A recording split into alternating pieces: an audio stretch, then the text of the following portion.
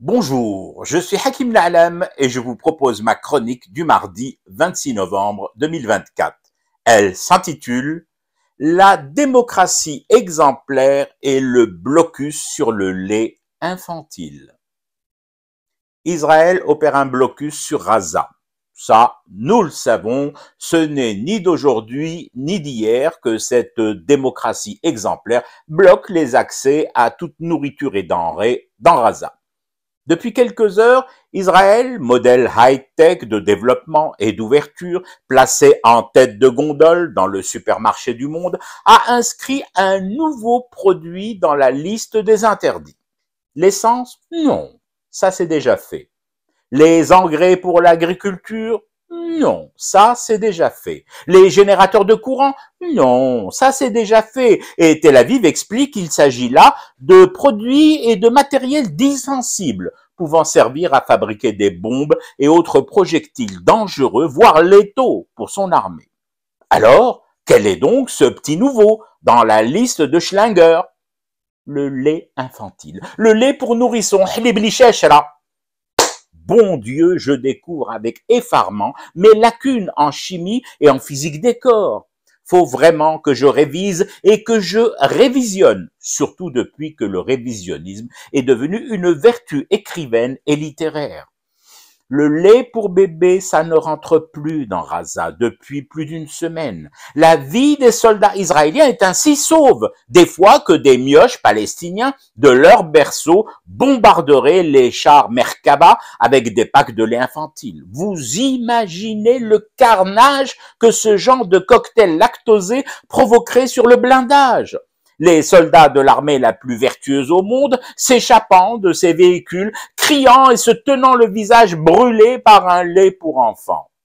Les médecins ont raison d'attirer l'attention des patients, mioches vagissants compris, sur les dangers du lait pour la santé.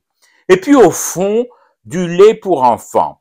Il paraît que ça aide ces enfants-là, palestiniens en l'occurrence, à grandir. Mon Dieu, l'outrage antisémite des bébés palestiniens à qui il viendrait l'idée saugrenue de grandir.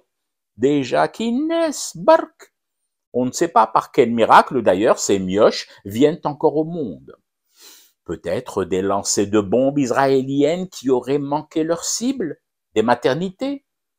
De quoi passer un savon au chef des armées sionistes et aux savants de la mort de Tel Aviv. Leurs bombardements ne sont pas à la hauteur de la réputation de précision diabolique que le monde admiratif en tout leur prête.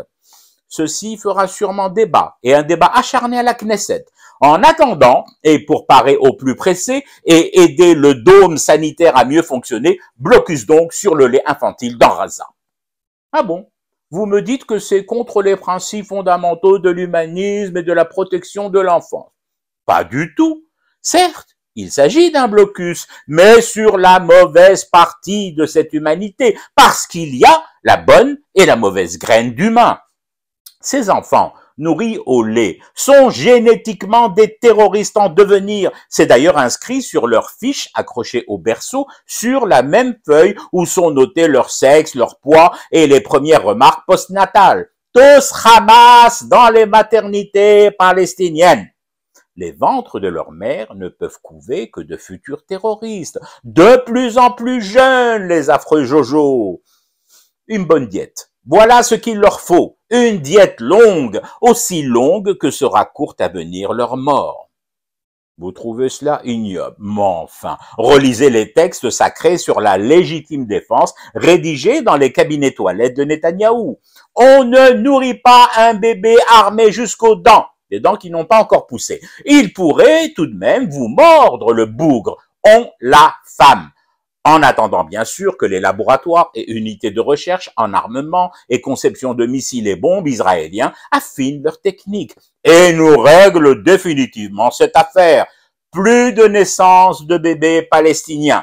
Et ils y travaillent d'arrache-pied, d'arrache-main, d'arrache-tête et d'arrache-vie tout court. Tiens donc, voilà maintenant que vous appelez ça la solution finale. Comme vous y allez tout de même. Mais bon, nous sommes en démocratie exemplaire. Vous pouvez appeler tout ça comme bon vous semble. Dites-moi, vous avez des enfants?